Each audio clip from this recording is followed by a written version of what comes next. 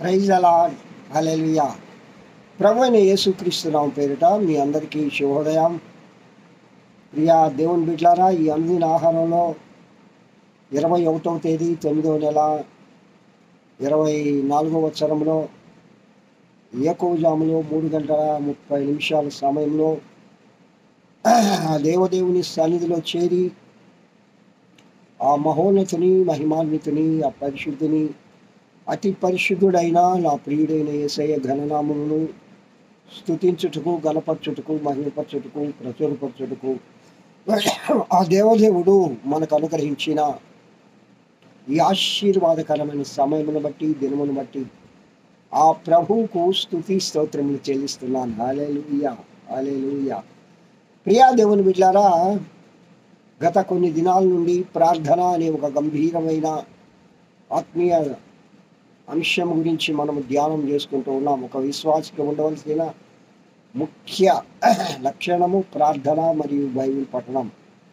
మొదటిది ప్రార్థన, రెండవది బైబిల్ పఠనం. నువ్వు దేవుడితో మాట్లాడడం, దేవుడు మాటలు నువ్వు వినడం, ఇవి రెండు చాలా ప్రాముఖ్యమైనవి. కాబట్టి ఈ ప్రార్థన అనే అంశాన్ని బైబిల్ గ్రంథంలో ఆదాము అవ్వలు దేవునితో సహవాస ప్రార్థన దగ్గర నుండి మనము ధ్యానం చేసుకుంటూ అబ్రహాము ప్రార్థన వరకు వచ్చాం. ఈ దినము ఇస్సాకు అబ్రహాము ఏకైక కుమారుడైన ఇస్సాకు ప్రార్థన జీవితాన్ని మనం ఒకసారి ధ్యానం చేసుకుందామా? రండి. ప్రియులరా, ఆది కాండము 24వ అధ్యాయము 63వ వచనం. సాయంకాలమున ఇస్సాకు పొలములో ధ్యానింప బయలు వెళ్ళి కన్నులెత్తి చూసినప్పుడు ఒంటెలు వచ్చుచుండెను. ఆది కాండము 24వ అధ్యాయము 63వ వచనం.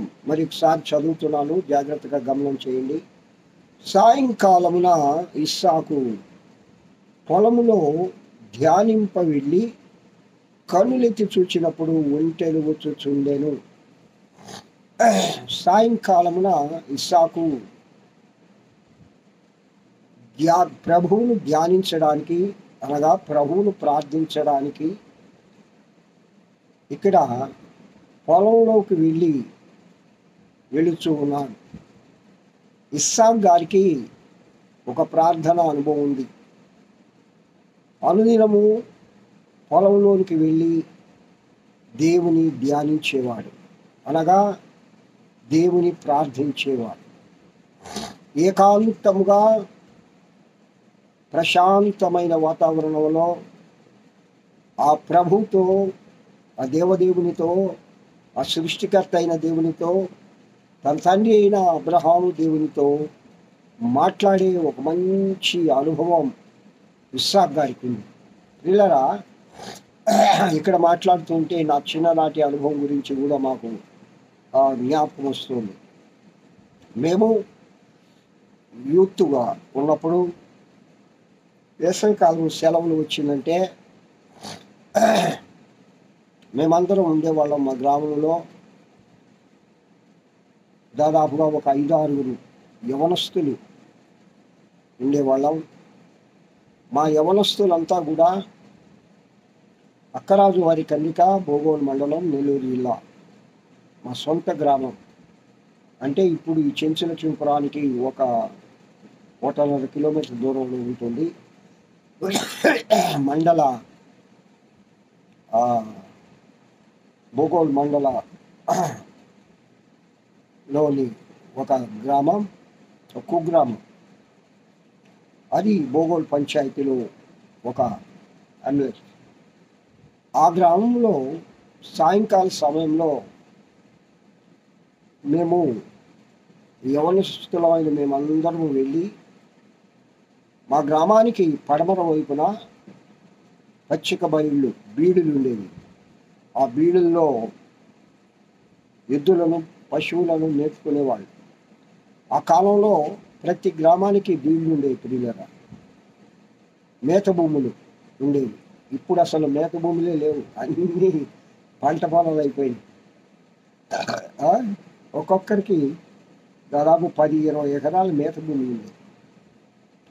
ఆ మేత భూముల దగ్గరకు మేము వెళ్ళి మా గ్రామానికి పడమర వైపున ఒక 2 కిలోమీటర్లో 1.5 కిలోమీటర్ దూరంలో మేము అక్కడికి వెళ్ళి ప్రశాంతంగా కూర్చొని లింక్ ప్రార్థన చేసేవాళ్ళం. అందరము దేవుని ప్రార్థించేవాళ్ళం. దాదాపు ఒక 2-3 గంటల సేపు అక్కడ ప్రార్థించి కొన్ని పాటలు పాడి బైబిల్ తీసుకొని వెళ్ళి అక్కడ కొంత వాక్యం చదువుకొని దేవుని గురించి ధ్యానం చేసుకొని తిరిగి వచ్చే అనుభవం మాకు యవన ప్రాయం నుండి ఉన్నది. ఇక్కడ ఇస్సాకు కూడా యవన ప్రాయం, యవనస్తుడు. ఆయన పొలంలోకి వెళ్ళి దేవుని ధ్యానించే అనుభవం ఉంది.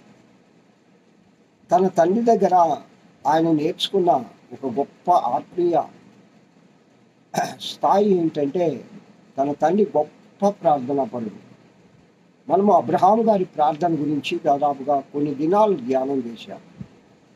యూట్యూబ్లో ఉంది, చూడండి. ద షెపర్డ్ మినిస్ట్రీస్ అని మీరు యూట్యూబ్ ఛానల్ని మీరు చూస్తే అబ్రహాము ప్రార్థన, అలాగే నోహు ప్రార్థన, అలాగే ఒక్కొక్కరి ప్రార్థన గురించి మనం కంటిన్యూస్గా చెప్పుకుంటూ ఉన్నాం. ప్రియులారా, అబ్రహాం గారు తన తండ్రి దగ్గర నేర్చుకున్న అనుభవాన్ని ఇస్సాకు గారు ఒక మంచి ప్రార్థనా పరుడయ్యాడు. యవన ప్రాయంలో ఈ దినాల్లో యవనస్తులకు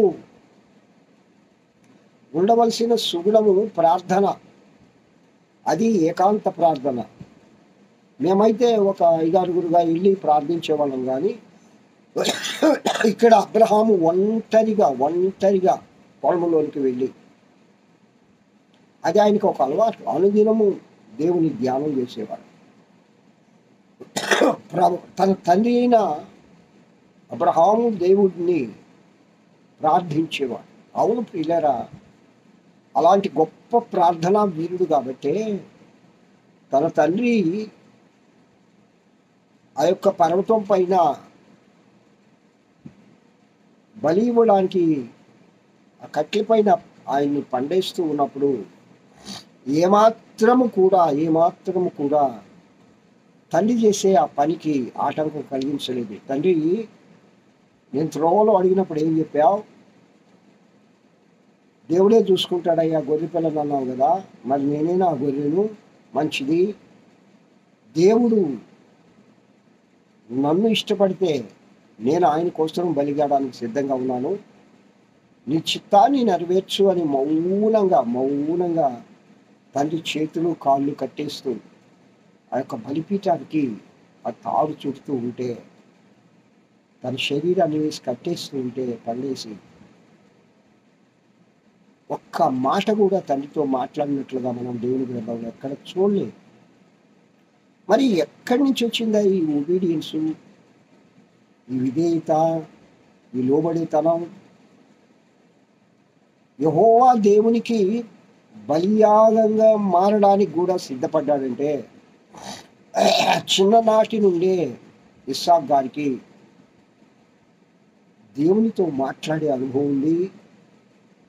తన తండ్రి అయిన అబ్రహాము దేవునితో మాట్లాడి, దేవునితో ప్రార్థించి ఏ విధంగా ఆశీర్వదించబడుతూ ఉన్నాడో, ఏ విధంగా తన కుటుంబాన్ని ఏ విధంగా ఆశీర్వాదకరముగా అబ్రహాం గారు నడిపిస్తూ ఉన్నాడో, ఏ విధంగా దేవుని ఆరాధిస్తూ ఉన్నాడో, ఏ విధంగా బలిపీఠం కట్టి దేవుని ప్రార్థిస్తూ ఉన్నాడో చిన్ననాటి నుండి తండ్రి దగ్గర నేర్చుకున్నాడు. పిల్లరా, ప్రియ తల్లిదండ్రులారా, నేను చెప్పే ఒక విషయం ఏంటంటే, తండ్రిగా నువ్వు ప్రార్థనా పరుడవైతే నీ కుమారుడు ప్రార్థనా పరుడవుతాడు. తల్లిగా నువ్వు ప్రార్థనా పరురాలు అయితే నీ కుమార్తె ప్రార్థనా పరురావు. కుటుంబ ఆరాధన ఏకముగా కూడి అందరూ దేవుని ప్రార్థించే అనుభవంలో నీ కుటుంబం ఉంటే నీ కుటుంబంలో శాంతి సమాధానం ఉంటుంది. చిన్ననాటి నుండి ఈ దేవుని యొక్క భయములోను భక్తిలోను బిడ్డలు పెరగడానికి ఇక్కడ ముఖ్య భూమిక పోషించవలసిన వారు ఎవరనగా తల్లిదండ్రులమైన మనము. హల్లెలూయా. తల్లిదండ్రులమైన మనము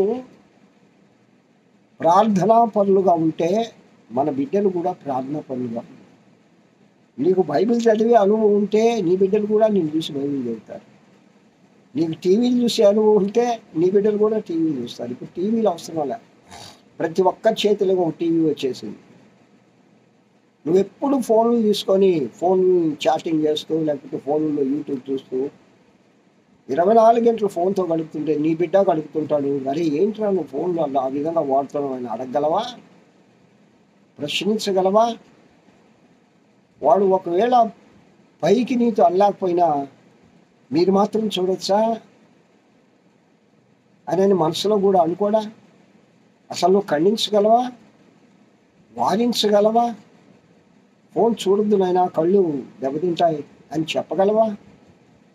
అలాగే నువ్వు ప్రార్థించే అనుభవం నీలో ఉంటే, దేవుని ధ్యానించే అనుభవం నీలో ఉంటే, దేవుని ఆరాధించే అనుభవం నీలో ఉంటే, బైబిలు దివారాత్రములు ధర్మశాస్త్రమందు ఆనందించువాడు ధన్యుడు అని చెప్పినట్లుగా సంకీర్తన 1వ అధ్యాయంలో అసలు దేవుని గ్రంథాన్ని అనుదినము చదవడం అనేది ఒక అభ్యాసంగా చేసుకోవాలి. అది మనకు ఒక అభ్యాసం కావాలి. అది నీ జీవన శైలిలో ఒక భాగం కావాలి. ఎక్కువజాములో ప్రభు సన్నిధిలో లేచే ప్రార్థించే తల్లుల కుటుంబంలో ఉంటే, ప్రార్థించే తల్లుల కుటుంబంలో ఉంటే ఆ కుటుంబం ఆశీర్వాదకరంగా మార్చబడుతుంది. యోబు గారు ప్రతిదినము ఉదయకాలమున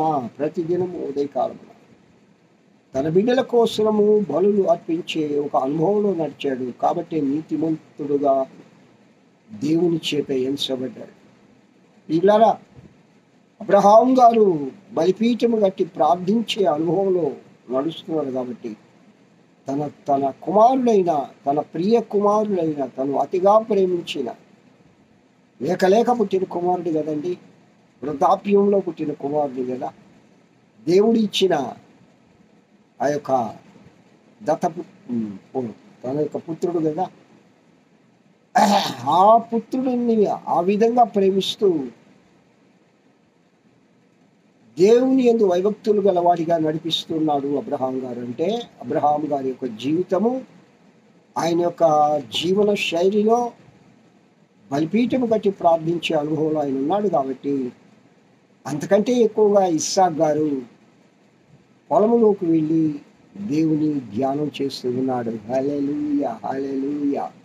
చూడండి, మనకు తెలుసు ఇస్సాక్ గారికి రిబ్కమ్మ ఆ ఒంటెల పైన భారీగా తన పెద్ద దాసుడు, అబ్రహాం గారి పెద్ద దాసుడు తీసుకొని వస్తూ ఉంటాడు. దూరంగా ఒంటెలు, ఆ రోజుల్లో ప్రయాణ సాధనాలు ఒంటెలే. అబ్రహాం గారు చాలా ధనవంతుడండి, చాలా సిరిగలవాడు. ఈ దినాల్లో అయితే ఒక 10 కార్లు కొనే కెపాసిటీ అబ్రహాం గారికి ఉండే. ఆ దినాల్లో ప్రయాణ సాధనము ఉంటే ఆ ఒంటెల పైన చెలికెత్తెలతో పెదదాసులు రిబ్కాను తీసుకుని వస్తూ ఉన్నారు. సాయంకాల సమయమున, ఏమండి, సాయంకాలమున ఇస్సాకు పొలములో ధ్యానింప బయలు వెళ్ళి ప్రతిదినము ఈ అనుభవంలో పెరిగిన ఇస్సాకు అబ్రహాము యొక్క సంతతిలో మొదటివాడుగా, మొదటి సంతానంగా, అలాగే అబ్రహాము వంశావళిలో ఇస్సాకు ఓ మంచి కుమారుడుగా, ఓ మంచి భయభక్తులు కలిగిన కుమారుడుగా, ఒక మంచి దేవుని ధ్యానించే ఒక అనుభవం కలిగిన కుమారుడుగా, తన తండ్రి నడిచిన బాటలో అబ్రహాము గారు నడిచిన బాటలో ఇస్సాకు గారు నడుస్తూ దేవుని యందు భయభక్తులు కలిగి, దేవుని యొక్క కరుణ, దయ, దేవుని కృపను పొందినవాడుగా మనము ఇస్సాకును చూడగలం. దీని అంతటికీ ఒకే ఒక కారణం ఏంటనగా ఇస్సాకు గారు పొలంలోనికి వెళ్ళి ప్రార్థించడం. హల్లెలూయా, హల్లెలూయా. ప్రియా దేవుని బిడ్డలారా,